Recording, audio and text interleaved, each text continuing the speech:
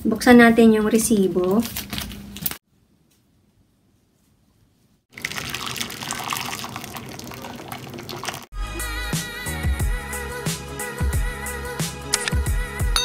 Hi guys! Welcome back to my channel. If you are new in this channel, please consider subscribing at idamay mo na rin ang notification bell para ma-update ka every time na meron akong bagong video.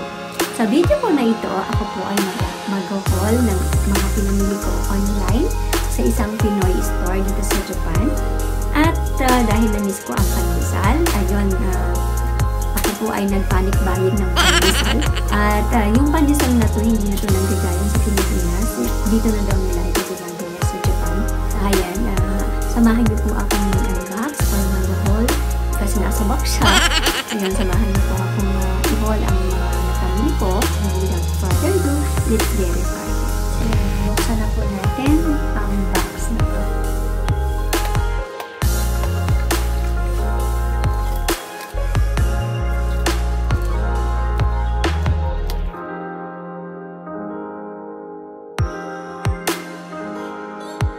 Ayan, bumungad na yung boy bawang.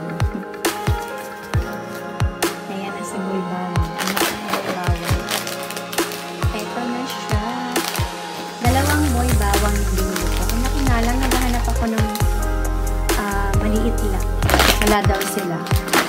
Parang against the light tayo. Hindi ako mapalagay sa aking posisyon. Dalawang Nova. Paborito ko itong yung cheese. Cheddar na Nova. Paborito ko yun siya. Dalawang ganyan. Tapos, gulamat. Ayun, gusto kasi ni Seiji ng jelly. Ayan. Para gumawa kami ng gulamat. Ayan siya. Tatlong gulaman. Iba't ibang flavor. Ito pandan. Red gulaman. At saka mango. Mango din. Tapos, kung marunong ako gumawa ng puto, ito, ay ko itong yung ready mix na sahayan para mabilis ko ng pure foods na corned beef. Tapos, ito, Pinoy's best daw. Pinoy's best. Bisugo. Ayan. Dalawa yung binili ko. Balak ko, gagataan siya. Parang yung labahita ang dating. 4 na ligo. Ayan. 4 na ganyan. Mura lang to siya, guys. 100 yen lang ba ito?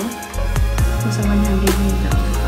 Or, siguro sa atin, nasa 45 pesos. Mahal pa rin kung tutusin. Pero, yun nga, dahil nasa ibang bansa tayo, mahal na ang nila, ang price. Kasi, mahirap yung pag-ship nila papunta dito sa ibang bansa. Tapos, ayun, nakachempo ako ng 70% na alcohol. Ayun, naghahanap ako nito. Tagal na tong brand na to, no? Hanggang ngayon meron pa rin. Tapos, margarine.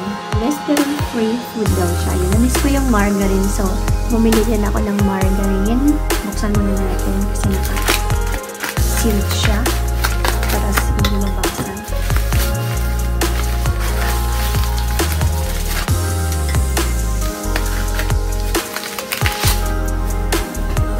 Ayan.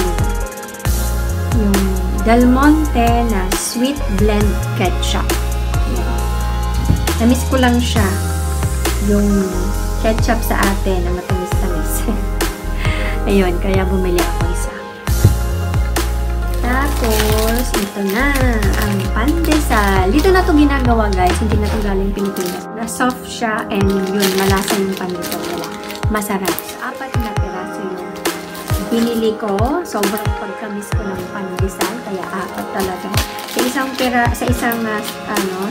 pack ay 10 pieces ang laman. Sa isang supot. So, ayan. Ito ang binili ko. 4 talaga. Inis na ko ang pandesal. Pag gusto nyo tumagal yung tinapay ninyo, ayan kapag alam nyo hindi maubos, kailangan ay ilagay nyo sa freezer ninyo para ma-preserve ninyo yung tinapay at hindi masira. Yun po yung technique. So, yan. Ang gagawin ko dyan, siya lalagay ko sa freezer para hindi siya masira kayo. Ano ba yung expiration niya? Ang expiration naman niya is hanggang July. Yung expiration ng kanyang maliwanag. Ayan. Hanggang July yung expiration niya. So, bago ng July naman siguro maubos ko na po. 10 pieces lang naman ang laman sa isang supot. So, ayan po yung aking mga napamili. Buksan natin yung resibo. Gulaman pala ay 70 yen isang piraso. Itong gulaman nito. 70 yen. Itong mix ay 455 yen. Tapos yung alcohol nila is 600. Binuksan ng anak ko yung label. Yung silver. Ayan, 600 ito. Tapos yung ligo, yung isang piraso, ay 100 yen siya.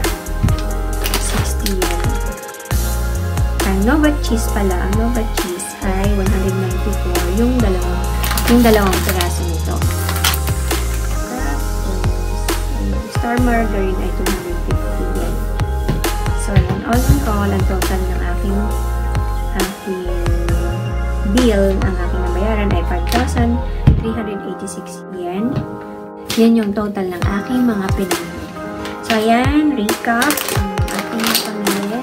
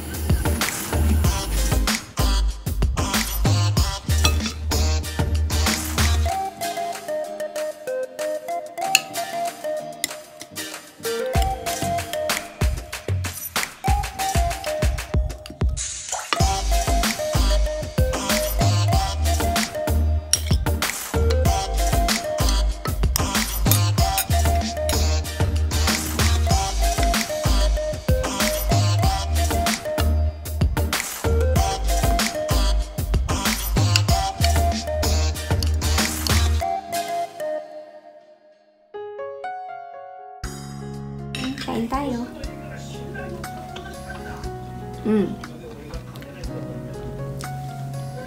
Masarap. Try nyo. Coconut milk, brown sugar, vanilla. Yun lang. Napakasimple.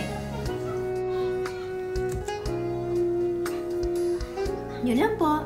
Thank you. Thank you very much for watching and see you in my next video. Bye-bye!